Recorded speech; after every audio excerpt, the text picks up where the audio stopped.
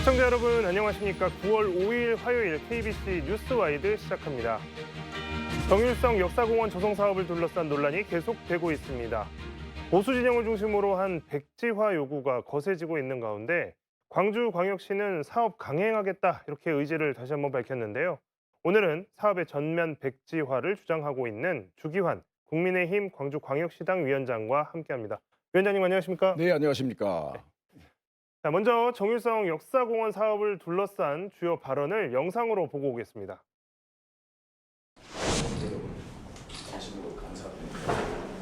광주시와 정부는 역사적 사료에 기초한 균형적 시각을 갖춘 전문가 등을 중심으로 정률성 실체 알기 공청회를 즉시 개최해야 합니다. 이제 이념 논란은 종식시키고 정부와 지자체가 함께 협력하여 경제 대응에 총력을 다할 때입니다. 네, 방금 영상에서 이제 보고 오셨지만 국민의힘이 광주광역시당이 어제 정일성 역사공원 전면 백지화를 요구하는 기자회견을 열었습니다. 공청회 이야기도 있었고 여러 가지 또 제안도 해주셨던 것 같은데요. 위원장님, 어제 하셨던 기자회견에서 주로 이제 어떤 말씀들을 하셨는지 다시 한번 좀 시청자분들에게 말씀 좀 정리를 해주시죠. 네. 포인트는 이렇습니다. 이 정률성의 문제를 해결하는 현재의 가장 적절한 제안은 제가 한 겁니다. 그것은 뭐냐? 이제라도 정률성 실체 알기 공청회를 열어야 한다.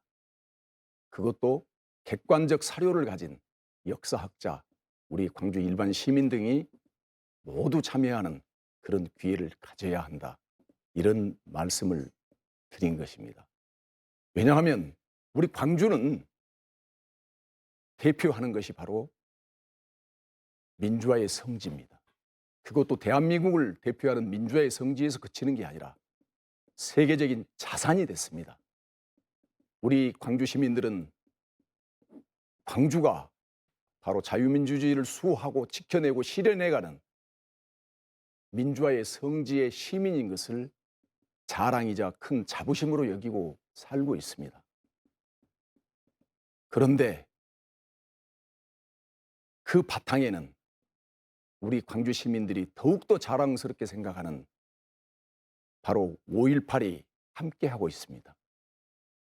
정신 바탕에 있는 5.18 정신을 우리는 늘 가슴 깊이 새기고 그게 바로 자부심의 원천이었습니다.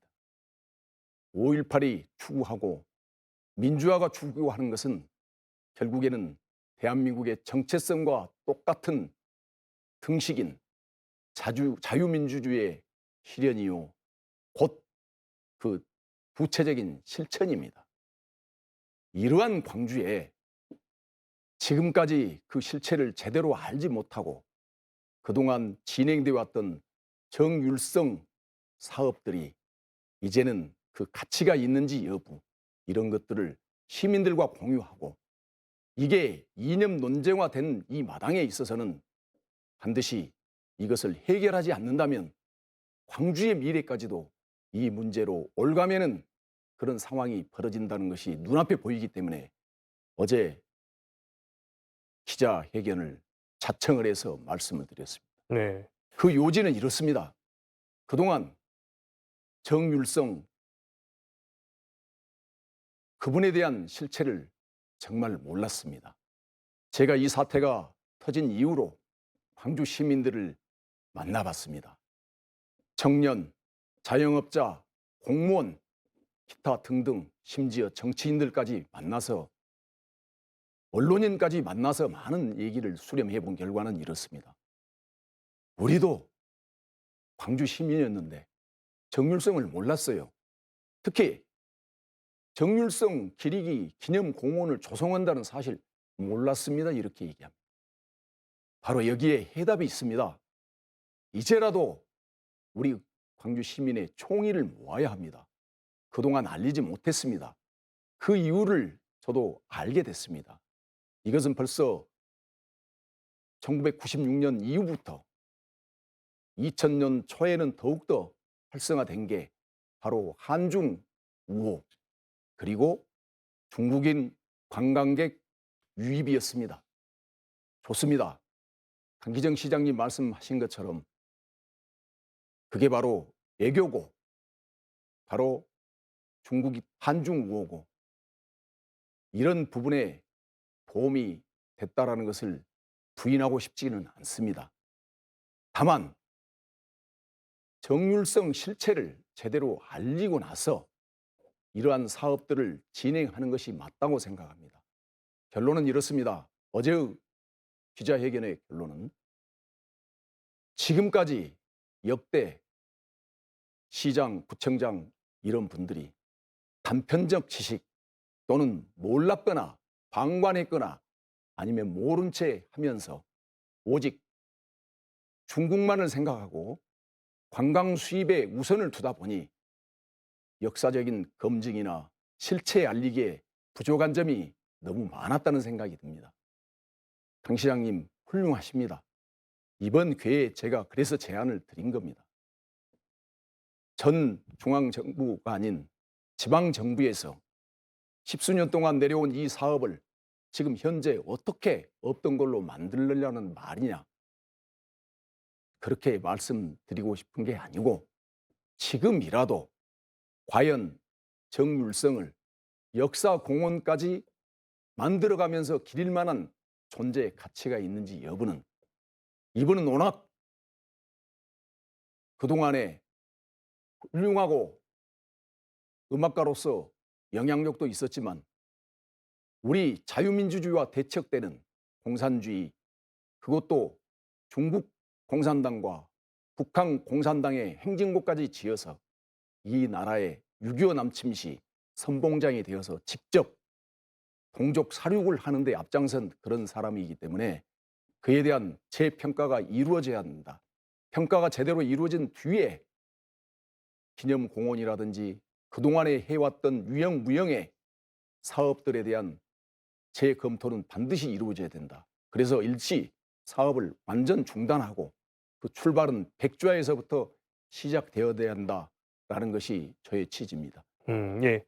뭐 일단 광주시가 아까도 이제 뭐 영상에서도 보셨겠지만 사업 추진을 밝혔고, 그러면서 뭐 노태우 정부 때 시작한 거다. 그리고 이후에 뭐 한중 우호 문화 교류 차원에서 계속 이어져 왔던 거다라고 이제 강기정 시장은 이야기를 했는데, 위원장님께서는 그거 맞다. 하지만 이거 좀 단편적인 지식들 가지고 그동안 해왔던 거 아니야. 이참에 재평가를 해보자. 시민들, 학자들, 뭐 언론 다 모여서 해보자. 이제 이런 제안을 하셨습니다. 자, 이제 그런데 다른 한편으로는 이제 이런 그 정율성, 이른바 정율성 논란과 관련해서 요새 이제 그 지금 사회에서 정부와 여당이 주도하고 있는 좀 이념 논쟁 중에 한 갈래가 되는 것 아니냐, 이런 지적이 있거든요. 자, 윤석열 대통령이 지난 국민의힘 연찬회에서 철지난 이념이 아니라 나라를 제대로 끌고 갈 수 있는 철학이 바로 이념이다, 이렇게까지 이제 이야기를 하셨습니다. 사회 곳곳에서 이 이념의 잣대를 이제 들이대는 것 아니냐, 이런 우려의 시각이 있는데요. 이렇게까지 좀 확대 해석할 만한 일은 아닌 건가요, 위원장님? 그것은 사실은 본말이 전도된 겁니다. 논어의 학이편에 보면 본립 도생이란 말이 있습니다. 사물의 근본이 서면 도는 저절로 생겨난다는 것으로 기본이 바로 서야 나아갈 길이 생긴다는 의미입니다. 이를테면 국가에는 각 국가 간의 정체성이라는 게 있습니다. 이 정체성이 제대로 정립되지 아니하고 우후죽순으로 각자의 생각들, 편협된 생각들을 가지고 지방마다 특색을 따져서 정책을 수립하다 보면 나라는 망가집니다. 근본이 바로 서야, 그 근본이 바로 선 그 깃틀 위에 나아갈 길이 생기는 것입니다. 그래서 이게 강 시장님이 말씀하신 국방정책, 애교, 한중우호, 문화교류 이런 차원으로 시작되어 온 사업이라고 말씀을 하셨는데 절대 이걸 부정하고 싶은 생각이 없습니다. 다만 안타까운 것은 이런 사업을 하는 데 있어서 어떻게 우리 광주, 민주화의 성지라는 우리 광주에서 그야말로 자유민주주의를 실현하고자 하는 열망으로 목숨을 바치고 현재 국립 5.18 묘지에 누워 계시는 우리의 선열들, 또 그 외에도 호국 영령들이 함께 하는데 어찌 이 나라의 6.25 때 직접 참전하고 그것도 선봉장으로 내려오고 가장 군에서 사기 진작을 위해서 전쟁에서 필요한 군가를 지었던 그분을 기린다는 겁니까? 역사적인 하나의 사료로 삼고 광주 태생이었다라는 것만 알리는 표지석 정도면 되는 것이지 어찌 이 광주의 민주화의 성지에 대척점에 서 있는 정율성이라는 그분을 공원까지 만들어서 기린다는 것은 맞지 않다. 그런 생각이 드는 겁니다. 예. 위원장님, 이제 이 문제에 관련해서 광주 시민분들이 갖는 또 우려는 이게 뭐 사실 이걸 뭐 짓느냐 마느냐 이 문제도 있지만 어쨌든 지금 이 문제가 굉장히 커져 버려 가지고 네.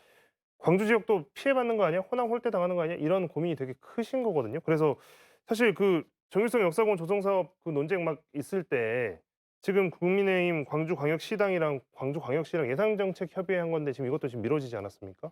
근데 이거 호남 홀대 정부에서 지금 이거 호남 미워하는 거 아니냐 이런 우려가 큰데요. 이 부분에 대해서 좀 하실 말씀 있으실 것 같습니다. 일단 첫 번째 질문에 대해서 말씀드리겠습니다. 호남 홀대론 있을 수 없습니다. 윤석열 정부, 특히 윤 대통령께서는 평소 호남 사랑, 특히 광주 사랑이 강하신 분입니다. 그것은 제가 누차 강조했고 20년 이상 지켜본 그분의 철학입니다. 바로 그게 현실화되는 게 바로 지역 균형 발전입니다. 대통령이 추구하는 이 정부의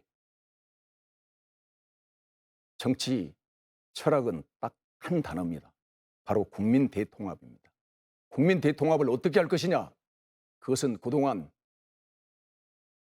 경제적으로 낙후되고 늘 전국에서 소외됐던 호남 살리기입니다. 호남의 한을 풀는 것입니다. 호남의 한을 어떻게 풀 것이냐? 그것은 호남을 잘 살게 한다는 것입니다.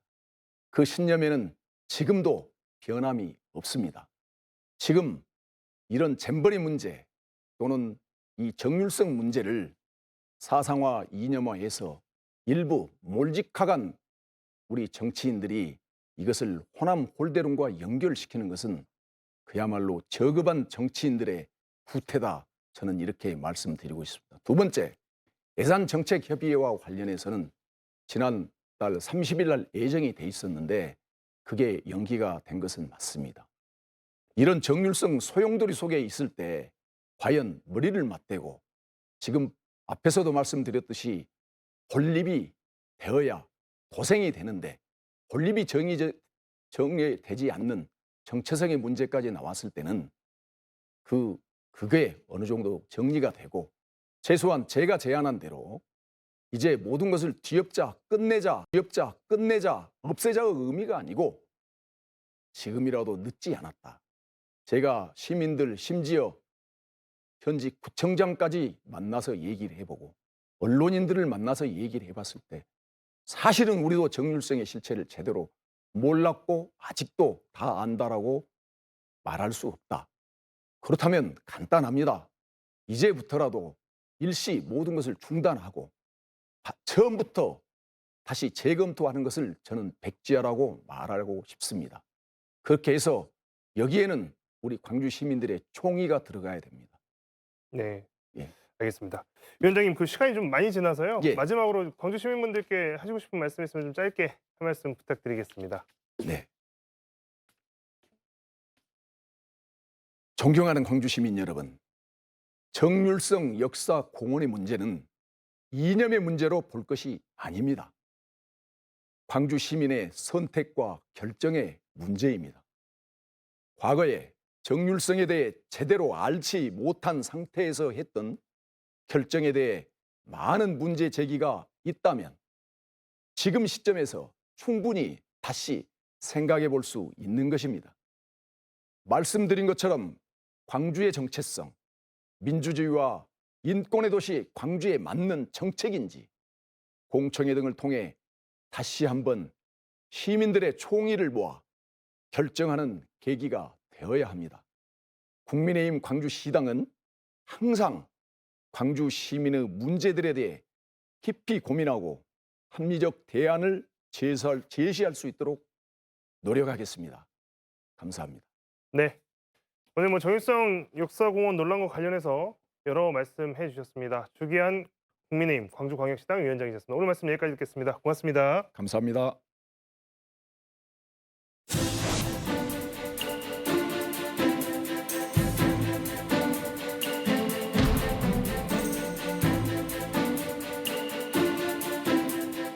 교권보 합의안을 지금 당장 의결하라!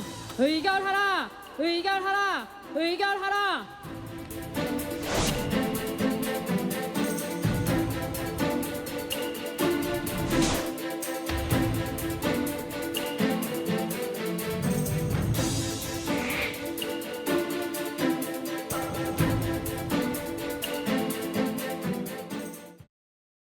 네, 최근 교육 현장에서 교사가 학생에게 폭행을 당하거나 업무 과다와 악성 민원 문제로 스스로 목숨을 끊는 안타까운 사건이 잇따라 발생하면서 교사들이 교권 회복 대책 마련을 호소하고 있습니다. 이 문제에 관련해서 김현주 전국교직원 노동조합 광주지부장과 함께 이야기 나눠보겠습니다. 지부장님 안녕하십니까? 안녕하십니까. 자, 최근에 이제 어제였죠. 어제가 이제 서울 서희초등학교 숨진 교사분의 49제였습니다. 전국에서 추모 행사 또 공교육 멈춤의 날 행사가 열렸는데 지부장님도 함께 하셨죠. 네, 그렇습니다. 네, 어때 행사 어떤지 분위기 어땠는지 좀 한 말씀 부탁드리겠습니다. 네.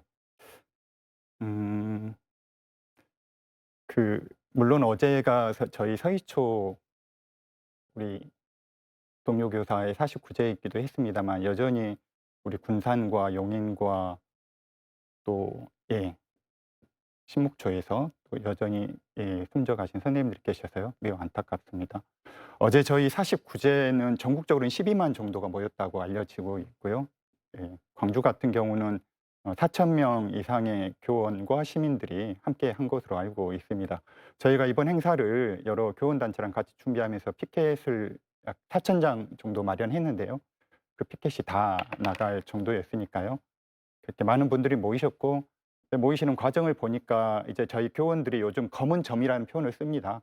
그러니까 검은 복장을 하고 추모의 마음을 담아서 참석들을 하셨는데요.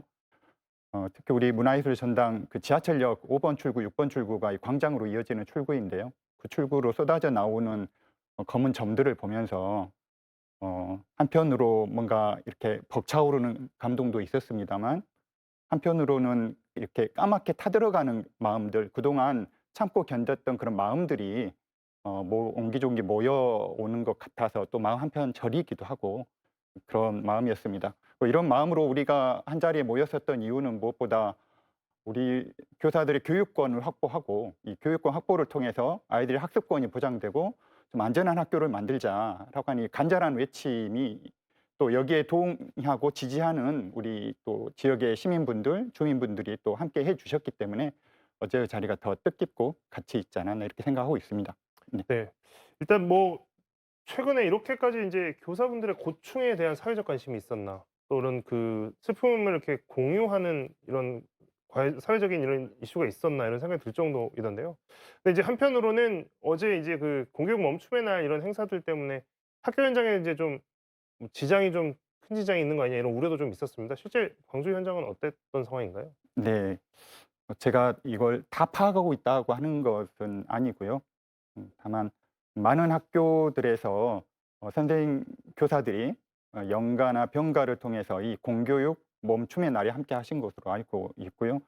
저희 광주 지역이 초등교사가 약 4,300여 명 정도 된다고 알려져 있는데요. 그중에 2,000명이 넘으시는 분들이 실은 함께 하시겠다라고 의지를 표현을 해 주셨었습니다. 그래서 많은 분들이 함께 하셨는데요. 이제 그 과정에서 실은 학교 현장이 불을 보듯 이 수업이 정상적으로 운영되기가 어렵다라고 하는 것은 뻔한 것임에도 불구하고 교육부나 교육청이 여기에 대응하는 태도가 매우 저는 문제점이 있었다고 생각이 듭니다. 무엇보다 학교가 이런 상황일 때 학교 구성원들께서 모이셔가지고 같이 머리 맞대고 그럼 어떻게 할까 이런 의견들을 나누고 거기서 결정한 것들을 좀 존중했으면 좋았을 텐데 그렇지 못하다 보니까 학교마다 상황들이 좀 굉장히 달랐고요. 그래서 많은 학부모님들께서 또 지지의 의미로서 또 어렵고 불편하심에도 불구하고 이 불편을 감수해 주면서 체험학습을 쓰시는 경우들이 또 많았고요. 또 그 체험학습을 쓰신 또 일부 우리 보호자와 학부모님들께서는 우리 지역에 있는 그 추모 공간을 찾아오셔 가지고 직접 아이들과 추모하시고 헌화하고 뭐 이런 시간을 갖고 있었던 것으로 압니다. 무엇보다 이 자리를 빌어서 다시 한번 참 어렵고 불편했음에도 불구하고 저희 교사들의 교육 활동을 보장하는 것이 결국 아이들을 위한 길이다라고 생각하시고 그 길에 그 공교육 멈춤에 함께해 주신 것에 대해서 다시 한번 거듭 감사의 말씀 드리고 싶습니다. 네, 뭐 이렇게 뭐 사실 지금 교권 회복 이런 이제 그 주제를 가지고 사회적 관심 또 학부모들까지도 이제 지지 뭐 이런 말씀을 하셨는데 물론 뭐 불편함도 있었겠습니다만 그런데 사실 그 또 다른 교육의 주체인 이 교육부라든지 이런 곳에서는 사실 이 뭐 공교육 멈춤의 날에 대해서 뭐 엄정 대응하겠다 처음에 이제 이렇게 나왔습니다. 물론 여론이 좀 바뀌고 나니까 이제 그 이야기는 다시 들어갔습니다만 착잡하셨을 것 같아요. 네, 그렇습니다. 그 참 이게 참 마음이 아픈데요. 저는 교사들이 병가를 쓰거나 연가를 쓰는 것은 교사들의 기본 권리라고 생각을 하거든요. 근데 지금 교사들의 권리를 이야기하고 있는 이 시절에 교육부가 나서서 교사들의 기본 권리를 침해하고 억압하고 겁박하는 것은 매우 적절치 않다라는 생각이 좀 들었습니다. 그래서 과연 교육부는 그 7월 18일 이후 또 7월 22일 첫 추모 집회를 시작해서 약 5천 명으로 시작한 것으로 알고 있습니다만 그리고 나서 9월 2일 30만에 이르기까지 그 교사들이 외치는 목소리를 어떻게 듣고 있는 것일까? 학교 현장의 문제점과 또 교사들이 겪고 있는 아픔과 삶과 학생들의 삶의 문제를 어떻게 지금 이해하고 있는 것일지에 대한 뭐 이런 의문이 생겼고요. 어찌 보면 교육부는 교사들을 겁박하는 공문을 내릴 것이 아니라 한없는 어떤 공감의 메시지를 던져야 되는 때가 아닌가라는 생각이 듭니다. 그나마 다행히이게도 어제 밤늦게 그 징계 철회하겠다라는 의사를 표현한 것으로 알고 있고 또 관련 공문이 교육청을 통해서 이제 지역 학교에 내려간 것으로 알고 있습니다. 근데 이게 저는 이렇게 이걸 가능했었던 이유는 국민들과 시민들의 지지와 더불어서 교사들의 거대한 흐름과 물줄기와 한 목소리가 있었기 때문에 이것 또한 가능하지 않았나 생각을 합니다. 네. 그 좀 뭐 사실 이 교사분들의 업무 과다 또 악성 민원 문제 꾸준히 있어 왔는데 사실 이제 좀 안타까운 희생이 있고 나서야 좀 이게 좀 커진 느낌이 좀 있습니다. 한 명의 교사로서 교육 현장을 바라보셨을 때 이런 거 굉장히 많이 공감이 드시는 거죠? 네, 그렇습니다. 저도 인문계 고등학교에서 근무를 하고 있는데요. 음, 제가 동료 교사들을 어떻게 대했나를 많이 생각해 보게 되는 시간이었었습니다. 동료 교사들이 뭔가 그 수업에서 계속 엎드려 있는 친구들을 보거나 또는 도를 넘는 민원들을 접할 때나 이럴 때 그런 이야기를 서로 나눌 때 얼마나 공감하고 있었나 저는 이런 생각들이 정말 많이 들었었거든요. 그것들이 어쩌면 지금의 교사들이 전국에 있는 교사들이 이렇게 큰 목소리 한 목소리를 내게 된 것도 그런 우리는 사소한 것이라고 생각했거나 또는 교사니까 마땅히라고 생각했거나 교사니까 참는 것이 미덕이었던 이렇게 생각했었던 시간들이 누적되다 보니까 이 지경에 이르지 않았었나 이런 생각이 많이 들었습니다. 그래서 그런 점 정말 안타까운 생각이 많이 들었고요. 이후에 이제 제가 다시 학교 현장으로 돌아가게 된다면 그런 교사들의 목소리 좀 더 귀 기울여야 되겠다는 생각도 들었고 다시는 이런 일이 반복되지 않아야 되는 생각이 들었고 이제 어찌 보면 학교 현장은 7월 18일 이전으로는 이제 돌아갈 수 없다고 생각을 하거든요. 그래서 새로운 어떤 학교의 변화 그리고 그에 기반해서 안전한 학교 또 정말 아이들이 또 안전하게 성장할 수 있는 학교를 만들기 위해서 노력해야 되겠다 뭐 이런 생각이 많이 들었습니다. 네. 그럼 지부장님 보시기에 이제 뭐 좀 전에 7월 18일 이전으로는 돌아갈 수 없는 상황이 되었다라고 말씀을 하셨는데 지금 뭐 한 달 넘는 시간이 조금 지났습니다. 네. 그럼 어떤 작은 변화의 움직임 좀 이런 것들 느껴지시는지요? 글쎄요. 참 이 지점은 참 답답해지죠. 왜냐하면 저희가 오늘이 50일째니까요. 그러면 그 긴 2달여 가까운 시간 동안 한 목소리를 냈습니다만 학교 현장은 아직 달라진 것은 아무것도 없거든요. 그나마 그 교육 관련된 법들 중에 4개 법안은 교육 상임위를 통과했다라고는 들었는데요. 이게 이제 본회의를 통과하려면 9월 21일은 넘어야 되는 것으로 알고 있습니다. 그렇게 되려면 국회에서 입법 과정에 놓여 있는 이 법들도 실은 9월 말이 되어야 되는 것이고요. 그리고 교육부에서 생활지도 공시안을 만들었었는데 이거 역시 아쉬운 부분이 많이 있습니다. 현장에 적용하기에. 그리고 막상 좀 중요한 법안으로 다뤄져야 될 아동복지법이라든지 일명 아동학대처벌법이라든지 이런 부분들은 아직 다루어지지 못하고 있어서요. 이런 부분들 때문에 아마 학교의 변화들이 일어나기 위해서는 좀 시간이 필요한 것 같고요. 그럼에도 불구하고 저희가 긍정적으로 보고 있는 것은 교사들의 마음이 변했다고 저는 생각을 하고 있습니다. 무엇보다 이 어려운 학교 환경을 바꾸고 교사의 삶과 그리고 교육 활동을 보장해야 되겠다, 보장받아야 되겠다라고 하는 이런 의지를 누구에게 기대는 것이 아니라 우리의 의지와 우리의 목소리로 표현해내고 이걸 어떻게든 관철시켜서 교육의 안전한 교육을 달성해야 되겠다, 이루어야 되겠다라는 이런 의지의 변화만큼은 뚜렷하지 않을까 이렇게 생각을 합니다. 지금 국회가 뭐 교권회복 사법 입법 또 거기에 대해서 좀 아쉬운 점이나 또 이제 좀 남아 있는 과제들에 대해서까지 이제 말씀을 해주신 것 같은데요. 마지막으로 그럼 그 질문 좀 들어보겠습니다. 이제 입법의 과정이 있을 것이고 또 교육청 단위에서는 최근에 이제 이정선 교육감이 간담회 이거 해가지고 교권보호 전담팀을 운영하겠다, 교권보호위원회 구성을 제안했다, 뭐 이런 이야기들이 나오고 있습니다. 시도에 대해서 어떻게 보시는지 그리고 또 모자란 점은 좀 어떤 것들이 있는지 평가를 좀 해주신다면요. 네. 교권보호 현장 지원단이라고 하는 것을 아마 마련하신다고 들었습니다. 당연히 이제 교권보호 현장 지원단이니까요. 만약에 교권 침해 사안이 발생했으면 그 사안에 대한 조사라든지 또는 법률적 지원이라든지 또 그로 인해서 피해를 받은 교원을 어떻게 지원할 것인지 문제를 다루는 곳이라고 생각을 하고 있습니다. 긍정적이라고 생각하고 있는데요. 앞으로 그건 어떻게 학교 현장에서 실제적으로 적용되고 이루어지냐가 더 중요한 문제라고 생각을 하고 있고요. 그리고 교권보호위원회라는 것이 학교마다 있는데요. 이것이 앞으로 아마 동부 서부 지원청, 교육지원청으로 옮겨가려고 계획을 교육청에서는 세우고 있는 것 같습니다. 여기서는 주로 하는 역할들이 분쟁을 좀 조정하는 역할들이라고 보고 있고요. 이 분쟁 조정이 안 되는 경우에 이제 교권보호위원회로 넘어가게 되는 것 같습니다. 근데 이제 이런 안들에 대해서 좀 아쉬운 것은 있습니다. 먼저 절차상의 문제는 좀 있는 것 같습니다. 첫 번째로는 그 절차상의 문제가 저희 교원단체랑 8월 4일 날 딱 한 번 협의회를 가지셨거든요. 근데 물론 그 뒤로 여러 단체들이 목소리를 들으셨다고는 하는데 좀 이 안이 마지막 안이 최종안이 나왔을 때 저희들이랑 좀 이야기 나눠보고 그랬으면 더 좋지 않았을까 생각이 듭니다. 여기에는 학생 분리라든지 또는 말씀드렸던 것처럼 그 교권 보호를 위한 그 해칙, 학교 교칙이라 그러죠. 학칙 이런 것들에 대한 구체적인 표준안들이 없는 것이 좀 아쉽습니다. 네, 앞으로 학교 현장의 변화 또 선생님들의 교권에 대한 변화 저희도 함께 지켜보도록 하겠습니다. 오늘 말씀은 여기까지 듣도록 하겠습니다. 고맙습니다. 네, 감사합니다.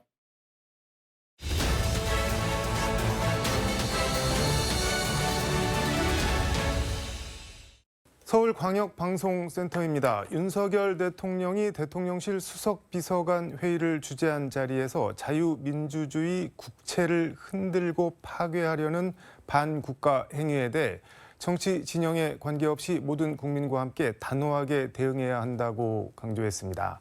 여의도 초대석 김병민 국민의힘 최고위원과 함께 관련 얘기 자세히 해보겠습니다. 최고위원님 어서 오십시오. 네, 안녕하세요. 반갑습니다. 대통령께서 지난 1일 국립외교원 창립 60주년 기념 축사에서도 그렇고 계속 공산 전체주의 반국가 세력 준동에 대해서 경고하고 단호하게 대응해야 된다 이렇게 말씀을 하시는데 공산 전체주의 반국가 세력 이게 뭔지 약간 모호하다는 뭐 지적 비판 이런 것도 있는 것 같은데 이게 뭐 어떤 세력들이 공산 전체주의 반국가 세력인 건가요? 대한민국에 버젓이 활동하고 있는 네. 반국가 세력들의 실체들이 나타난 바 있죠. 얼마 전에 있었던 창원 간첩단 사건도 네. 마찬가지고 여전히 이제 북한의 지령이 네. 대한민국 사회에서 곳에 정부를 흔들고 대한민국의 자유민주주의 질서를 교란시키기 위한 활동들이 버젓이 이어지고 있는 것이 네. 엄연한 현실입니다. 이런 내용들이 이제 철진한 색깔론 등으로 몰아갈 부분들이 아니라고 보고요.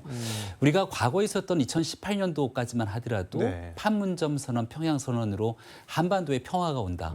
북한이 이제 비핵화를 토대로 북한의 개혁 개방에 나서게 될 것이라는 네. 장밋빛 환상을 가졌지만 시간이 지나고 나서 돌아오게 된 건 핵과 미사일 개발에 고도하였고 이를 토대로 대한민국에 대한 점령까지 가능하다라고 하는 이런 시나리오 섞인 훈련들을 이어가고 있는 게 북한의 현실과 실태 아니겠습니까? 네. 이런 일들 속에서 대통령의 말씀 중에 중요한 것은 네. 정치 진영과 관계없이 단호하게 맞서야 된다고 얘기를 했기 때문에 네. 이건 좌우의 문제나 진보 보수, 우파 좌파의 문제가 아니라 네. 우리 대한민국 국가 질서에 관한 우리 안보에 관한 문제이기 때문에 여기에 관한 단호한 대응이 필요하다는 원론적인 얘기를 한 것이라고 생각합니다.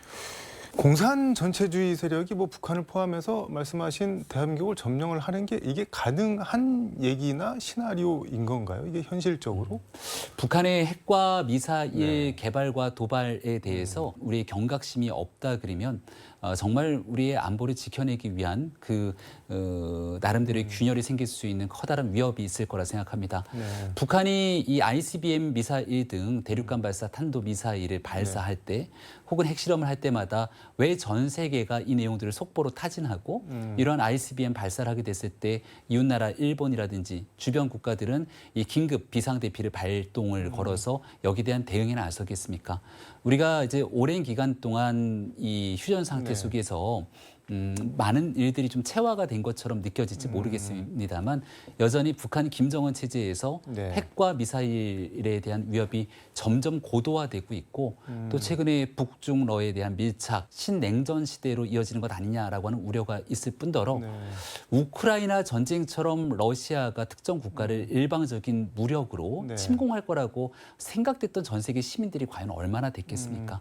이런 애들이 버젓이 현실로 벌어지고 있기 때문에 더더군다나 최근에 국제 정세 질서와 맞물려서 이와 같은 우려 섞인 발언들을 쏟아내는 건 대한민국 대통령으로서의 책무라고 생각합니다. 뭐 명백하고 현존하는 위협이라는 말씀인 건데 네. 북한이 처음에 ICBM 그 실험했을 때 제가 기억나는 게 전 세계 진짜 뭐 CNN 등등에서 모든 언론이 한국에 왔는데 CNN 보도에서 한국 사람들은 의외로 조용하고 별 반응이 없으니까 신기하다 하면서 뭐 그런 보도를 하는 게 상당히 그때 기억이 나는데 그러니까 네. 우리는 너무 일상적이어서 뭐 별 무감해진 측면이 있는데 절대 그런 게 아니다 그런 말씀이신 거네요. 그러니까. 이와 같은 실질적이고 실존하는 위협에 대해서 정치권의 발언과 반응이 있게 되면 언제적 색깔론을 갖고 얘기하냐라는 방식의 역정치 공세가 나타나는 부분들도 저는 네. 문제가 있다고 봅니다. 한 가지만 더 첨언해서 말씀드리고자 하는 건 네. 이런 안보에 관한 위협도 있습니다만 최근에는 북한 해커들의 사이버 공격 같은 경우가 굉장히 보편화, 일상화돼 있거든요. 네. 가상자산에 대한 탈취 시도 등 여러 가지 국제 범죄로까지 이어지고 있는 일들은 일반 국민의 지금 당장 위협으로까지 이어질 수 있다라고 하는 점도 거듭 당부의 말씀드립니다. 얘기가 너무 확장되는 것 같아서 네. 윤미향 의원이 지금 일본에서 열린 그 관동대학살 100주년 행사, 그게 뭐 조총련 주최 행사인데 거기 참여해서 논란이 되고 있는 것 같은데 이건 어떻게 보시나요? 이것도 반국가 뭐 세력 반국가 활동인 건가요? 그러면은? 윤미향 의원의 이 같은 행동은 지탄받아 마땅하고 법에 위반 사항이 있으면 이 네. 위법에 대한 책임을 져야 될 것이고요. 대한민국 국회의원으로서 반국가 단체, 대한민국을 적대시하고 네. 또 그 행사 자리에서는 이 대한민국을 대상으로 남조선 괴뢰도당 운운했던 그런 행사 자리에 참석했던 일들에 대해서 과연 윤미향 의원이 대한민국 국회의원으로서의 자격이 있냐라는 물음들이 쏟아지고 있습니다. 네. 여기에 대한 국회 윤리특별위원회에서 이 국회의원 자격 심사까지 이어질 거라고 생각합니다. 윤미향 의원은 뭐 조총련 단속 행사가 아니라 시민사회단체 일본 국회의원 포함해서 그 연합한 행사였고 본인은 이게 뭐 조총련이 주축이고 뭐 그런 거 신경 뭐 잘 모르고 갔다 이런 취지로 해명을 하던데 그거는 그럼 어떻게 보시나요? 말이 계속 바뀌고 있죠. 조총련이라고 하는 사실상 북한의 주체 사상을 함께 동조하고 네. 이른바 북한을 조국으로 보고 있는 친북. 그러니까 대한민국 입장에서는 반국가 단체임이 분명합니다. 네. 이미 확정이 돼 있는 상태고요. 이 자리에 참석을 했다는 것은 얘기하고 있는 어떠한 변명으로도 사실은 많은 국민들께 납득이 어려운 상황이거든요. 법적 처벌뿐 아니라 국회 내에서의 유일의 심사위의 결과에 따라서 네. 국회의원직 제명까지도 가능한 사항이라고 분명히 말씀드립니다. 그거는 뭐 좀 지켜봐야 될 것 같고 일본 관방장관은 관동대학설을 부인을 하던데 뭐 그런 일이 벌어졌다는 자료나 증거를 발견하지 못했다 이러면서 부인을 하던데 그거는 그럼 어떻게 보시나요? 역사적 사실에 대한 왜곡에 대해서는 단호하게 분명한 입장들이 피력할 필요가 있겠죠. 우리 윤덕민 일본에 있는 주일 대사가 이 추도 사를 통해서 부정할 수 없는 역사다. 네. 그리고 불행한 과거사가 되풀이돼서는 안 된다라고 하는 대한민국 정부 입장에 분명하게 피력한 바가 있습니다. 역사적 사실을 회피한다고 회피할 수 없다는 점을 분명히 말씀드립니다. 이게 관방장관이면 우리가 흔히 일본 정부 대변인이라고 하는데 거기는 내각제니까 사실 우리 대통령실 대변인이 말한 거랑 똑같은 무게를 갖고 있는데 그럼 우리도 그 정도 수위에서 대응을 해서 망언하지 마라 이렇게 얘기를 해야 되는 거 아닌가요? 그런 거 안 하니까는 자꾸 뭐 친일이니 뭐니 이런 얘기가 나오는 것 같은데. 일단 과거에 대한 문제에 대해서는 단호한 우리 정부의 입장은 피력해 나가면서도 또 이 반일 감정이나 지난 역사 때문에 우리가 함께 나아가야 되는 미래지향적 관계에 숨통이 막혀 있는 부분들만큼은 좀 정리해 나갈 필요가 있겠다는 게 정부의 입장인 것 같습니다. 말씀드린 것처럼 일단은 일본 내에서도 네. 기시다 총리가 이 내용들에 대해서는 언급하지 않고 있는 상황처럼 보이는데요. 우리 대한민국을 대표하고 있는 윤덕민 주일 대사가 보다 명확하고 구체적인 메시지를 낸 만큼 정부에서도 잘못된 일본 정부의 내용이나 네. 또 거기에 대한 입장들이 있을 때 거기에 맞는 적절한 조치를 취하고 있다고 말씀을 드리겠습니다. 굳이 뭐 용산이나 외교부에서 이걸 다시 언급해서 뭐 문제를 뭐 크게 키우거나 뭐 그럴 필요는 없다는 취지 말씀인 네, 건가요? 아마 적극적인 일본 내에서의 발언이라기보다도 나왔던 내용들에 대한 기자의 질의응답 과정에서 나왔던 정부의 이 답변 과정이 있는 것 같은데 네. 총체적인 상황들을 지켜보면서 수위에 맞춘 정부의 대응이 있을 거라 생각합니다. 홍범도 장군 육사 흉상 이전 이거는 뭐 전현 정권 충돌로 지금 가는 것 같은데 문재인 전 대통령이 페이스북에 흉상 철거는 역사를 왜곡하고 국군과 육사의 정통성과 정체성을 스스로 훼손하는 처사다 그러면서 이 정도로 논란이 커졌으면 대통령실이 나서서 논란을 정리하는 것이 옳다. 사실상 뭐 윤 대통령이 직접 좀 정리를 좀 해주시라 이렇게 말을 하신 건데 어떻게 보시나요? 그 문재인 전 대통령이 이제 네. 평산마을로 내려가면서 잊혀진 사람으로 지내고 싶다 이렇게 언급했던 많은 기억들을 갖고 네. 있습니다만 여전히 이 적극적인 활동뿐 아니라 네. 정치에 나오는 많은 메시지, 정치 현장에 대해서 적극적인 메시지를 문 전 대통령이 내고 있습니다. 과거에 있었던 잼버리 사태를 네. 비롯한 이번엔 또 이제 홍범도 장군에 이르기까지. 근데 이제 지난날 문재인 정부에서 문 전 대통령이 해왔던 일들에 대한 반작용 성격으로 나오고 있는 현재 일들도 숱하게 진행이 되는 일들이 있습니다. 네. 가장 대표적으로 이제 홍범도 장군의 흉상도 결국 육사내에서 2018년도 문재인 정부 때 네. 설치가 됐던 내용인데요. 홍범도 장군의 봉오동 전투 등 독립운동에서 기념비적인 역사를 가졌던 것들은 좌우 보수 진보 할 것 없이 모두 높게 평가되는 부분이라고 생각을 합니다. 네. 다만 이제 지난 2018년도 앞서 말씀드렸던 한반도 평화가 온다고 하는 네. 그 기제 속에서 우리의 분명한 위협이 되고 있는 북한을 대상으로 우리의 안보를 지키기 위한 군 육사의 역량들을 극대화시키는 일에는 오히려 대한민국 정부의 힘을 빼버린 상태가 돼버린 게 아니냐. 그리고 이를 대체하기 위한 과정으로서 항일 과정에 있었던 항일 정신들을 너무 과도할 정도로 부풀린 것 아니냐라고 하는 왜 지난 기간 동안 이 본인이 여기에 대한 판문점 선언과 평양 선언을 토대로 북한의 선의에 기댄 이 한반도 평화만을 되뇌이고 우리 안보를 제대로 지켜내는 길에 뒷걸음질 친 것 아니냐는 지적에 대해서도 언급이 있어야 되거든요. 근데 이제 본인이 했던 지난 정권에서의 이 내용들이 옳았다라고 하는 신념과 판단에서 현 정부를 압박하는 일들이 거듭되게 네. 된다면 결국은 정치 공간 한복판에 전직 대통령이 직접 뛰어드는 형상이 될 수밖에 없을 겁니다. 많은 국민들이 지켜보시건대 네. 그래도 전직 대통령으로 네. 임기를 마치고 퇴임한 많은 대통령들이 존경받으면서 국민을 위한 대통합의 원로로 좀 남아주기를 바라는 그런 인식들이 있을 거라 보는데 문 전 대통령이 굳이 과할 정도의 정치 한복판에 이런 메시지를 내는 것이 적절한지에 대해서는 고민을 좀 해봤으면 좋겠습니다. 뭐 잊혀지고 싶다더니 플레이어로 뛰는 거 아니냐 뭐 그런 말씀인 건가요? 네, 정치 플레이어라고 해도 과언이 아닐 정도의 상황이 돼버리게 된 건 저는 민주당의 현재와도 맥이 닿아 있다고 생각을 합니다. 그게 무슨 말인가요? 이재명 대표의 캐치프레이즈 대통령 선거를 네. 보면 이재명의 민주당을 만들겠다고 합니다. 그러니까 이 5년 만에 정권 교체가 됐다는 이유는 그만큼 지난 정권에 대한 국민적 불신이 있었다는 얘기일 네. 것이고, 그래서 이재명이 민주당을 추동해서 과거 문재인 정부와는 다른 방식의 민주당을 끌고 가고 있었는데 네. 지금 사법 리스크 한복판에 이재명 대표가 올라서 있고 네. 오히려 이재명 대표 때문에 오랜 역사와 전통의 민주당이 무너지는 것 아니냐라는 이 때문에 이 친명과 비명의 갈등이 극대화되어 있는 것 아닙니까? 네. 그래서 이제 이재명 대표가 사실상 정치의 한복판에서 코너에 몰려 있는 상태가 되니 과거에 정권 교체 이후로 수면 아래 가라앉아 있었던 문재인 전 대통령이 전면에 나오면서 다시금 민주당이 구심적 역할을 하려는 것 아니냐, 이런 세간의 인식도 있는 만큼 이게 과연 정치 한복판에서 전직 대통령이 네. 직접 역할하면서 나서게 되는 일들에 대한 평가에 대해서는 고스란히 전직 대통령이 문 전 대통령이 감내해야 되는 몫인 만큼 네. 과연 그러한 일이 얼만큼 실효성이 있을지에 대해서 고민이 필요한 지점이라고 말씀드립니다. 뭐 잊혀지고 싶다고 얘기는 해놓고 이게 잊혀지려고 하는 모습이냐라는 말씀인 건데 네. 거꾸로 보면은 본인은 조용히 좀 그냥 평산마을에서 뭐 책이나 읽고 마을 사람들 만나고 조용히 잊혀지고 싶은데 도대체 왜 잊혀지지 못하게 나라가 뭐 이러냐 뭐 이렇게 얘기하는 사람들도 있는데 그래서 어쩔 수 없이 한마디씩 거드는 거다 뭐 이렇게 얘기하는 분들도 있는데 그거는 그럼 어떻게 보세요? 정치 현안을 바라보게 되는 국민들의 입장은 네. 판이하게 갈릴 수밖에 없는 것 아니겠습니까? 네. 특히나 문재인 전 대통령의 정권 운영에 대해서 국민 반수가 넘는 많은 국민들께서 부정적인 인식을 갖고 있었기 때문에 정권이 5년 더 연장된 것이 아니라 정권이 교체됐던 것은 부인할 수 없는 사실일 겁니다. 네. 이제 대통령의 직을 마치고 퇴임에 있는 전직 대통령이 됐기 때문에 국가를 대표하는 원로로서 나의 생각과 다르고 또 나를 반대하는 국민일지라도 크게 품으면서 함께 국가의 미래를 위해서 나아갈 수 있는 역할들을 할 때 전직 대통령으로서의 네. 국가 원로로서 좌우 진영을 넘어서 높게 평가하고 존중할 수 있는 것 아닙니까?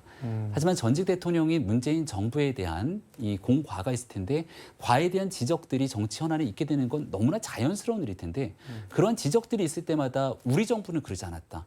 우리 정부는 굉장히 잘했는데 현 정부가 문제다.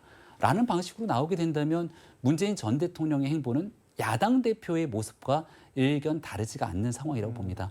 야당 대표가 해야 되는 역할과 전직 대통령의 역할들을 착각하고 있는 것이 아닌가 싶은데 그래서 말씀드리게 되는 게 제1야당 대표인 이재명 대표가 그 역할을 잘 못하고 있으니 문재인 전 대통령이 직접 본인이 정치 플레이어로 뛰어든 것 아니냐라는 지적을 안 할 수가 없습니다. 대통령실에서는 뭐 이 문제는 대통령실이 나서지 않는 것이 문제가 아니라 전직 대통령이 지나치게 나선 게 문제가 아닌가 싶다. 뭐 이렇게 얘기를 했는데 쉽게 얘기하면 그만 좀 얘기하시고 좀 조용히 하시죠라는 건데 이것도 대통령의 의중이 실린 발언으로 봐야겠죠. 이거를 대꾸의 대답이라고 네. 보는데요. 문 전 대통령의 SNS 글에는 홍범도 장군 흉상 문제에 대해서 대통령실이 직접 나서서 네. 이를 해결하라고 합니다. 근데 이제 육사와 국방부에서 관련된 내용들을 총체적으로 좀 듣고 판단했으면 좋겠다고 윤석열 대통령의 이 얘기가 있었던 것으로 알고 있고요. 여기에 대해서도 본인의 생각을 얘기하지 않겠다. 전체적으로 내용들을 더 많이 취합해라라고 이야기를 했는데 이걸 직접 대통령이 나서서 해결하라고 얘기를 하게 되니 네. 대통령이 나서서 문제를 해결할 것이 아니라 오히려 전직 대통령이 너무 직접적으로 이런 문제를 언급하는 것이 더 문제가 아니냐라고 하는 지적들을 이야기를 대답으로 돌려준 것이 아닌가 생각합니다. 전직 대통령이 현직 대통령을 사실상 언급한 데는 분명히 이유가 있을 텐데 그냥 대응을 안 하는 게 낫다는 그런 말씀이신 건가요? 그러면은? 문 전 대통령에 대해서 윤석열 대통령이 직접적인 대응은 없었죠.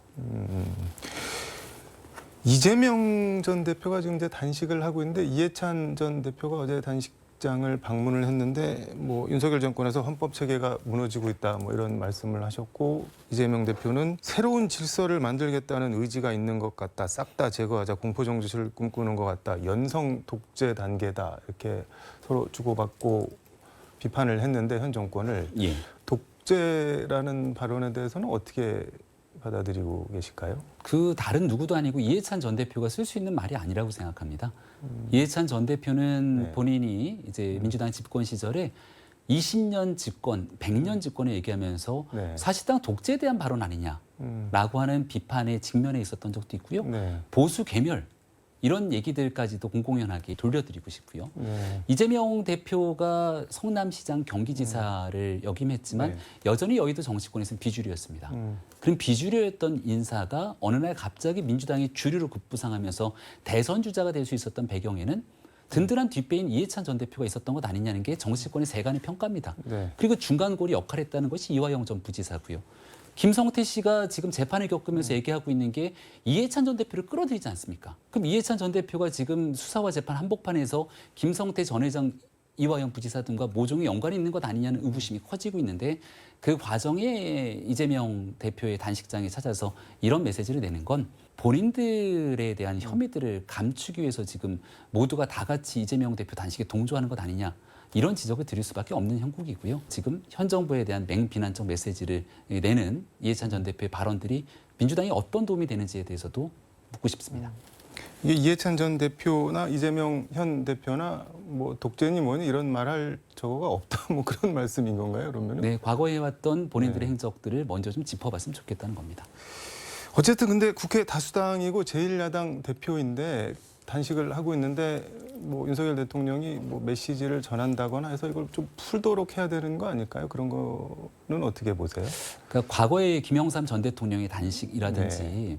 뭔가 정치인으로서 보다 많은 국민적 여망들을 담아내서 네. 나를 희생하고 헌신해가는 단식의 과정들이 있었을 때 정치적 대척점에 서 있더라도 같이 함께 가서 건강도 염려하고 손을 잡아주는 그런 모습들을 기대하는 국민들도 있을 겁니다. 근데 지금 이재명 대표의 단식에 대해서는 뜬금없다. 명분이 없다. 무기한 단식을 선언했는데 그럼 단식에 대한 최종적인 목적지, 목표점과 그 조건은 무엇이냐고 해서 답을 하지 못하고 있거든요. 그러다 보니까 본인에게 제기되고 있는 소환 조사를 회피하거나 네. 앞으로 있게 되는 구속영장 청구의 과정에서 이를 비호하기 위한 방탄 단식 아니냐. 이기적인 단식이라는 얘기가 진영 내에서도 나오고 있는 일들이거든요. 현재와 같은 상황을 초래시킨 이재명 대표의 단식 문제에 대해서 선뜻 여당이 나서서 손에 내밀지 못한 상황이 오도록 만든 것 또한 이재명 대표의 정치력의 부재라고 생각하고요. 이재명 대표가 이런 말을 하기도 합니다. 단식에 대해서 이제 묻는 질문에 대해서 이것 말고는 할 수 있는 방법이 없다라고 얘기를 하던데요. 168석이라고 하는 거대 의석을 갖고 있는 제1야당이 네. 단식 말고는 할 수 있는 일이 없다 그러면 아니 내년 총선에서 국민들께 압도적인 의석을 달라고 무슨 명분으로 읍소하겠습니까? 의석을 아무리 많이 줘도 할 수 있는 게 단식밖에 없다는 것인데요. 정권은 남는 기간이 정해져 있고요. 168석의 힘을 가지고 만약 정부가 잘못하고 있다면 여기에 대한 적절한 견제, 네. 국민의 뜻을 받들어서 의회 내에 할 수 있는 역할들이 다 해나가게 된다면 그게 정권을 견제하기 위한 야당으로서의 역할 아니겠습니까? 네. 그 역할이 주어진 제도가 바로 정기국회라고 하는 틀이 있고요. 근데 그 정기국회 한복판 시작에서 단식을 하고 있는 이재명 대표의 이 명분 없는 상태에 대해서는 실질적으로 같이 좀 손을 잡고 뭔가 미래를 도모하기 어려운 형국으로 계속 끌고 가는 것 아닌가라고 하는 안타까움이 있습니다. 이게 뭐 대통령실이나 정부 여당에서 뭐를 하려고 해도 할 수가 없는 뭐 그런 상황이다. 저렇게 뭐 무기한 단식 이렇게 나가버리면 우리가 뭘 어떻게 하냐 그런 말씀인 건가요? 여러 어려움들이 처해져 있다. 그리고 앞서 말씀드린 네. 사법적인 그 소환 조사, 향후 재판 등에 대한 회피 성격의 단식으로 비춰지게 되는 순간 또 여기에 대해서 적전 수준의 타협을 해야 되는 게 과연 온당한 것인가라고 하는 국민적 물음들도 있기 때문에 총체적인 어려움에 대한 답변을 좀 드렸습니다. 알겠습니다. 오늘 말씀은 여기까지 듣도록 하겠습니다. 고맙습니다. 네, 고맙습니다. 지금까지 서울광역방송센터에서 김병민 국민의힘 최고위원과 함께 전해드렸습니다.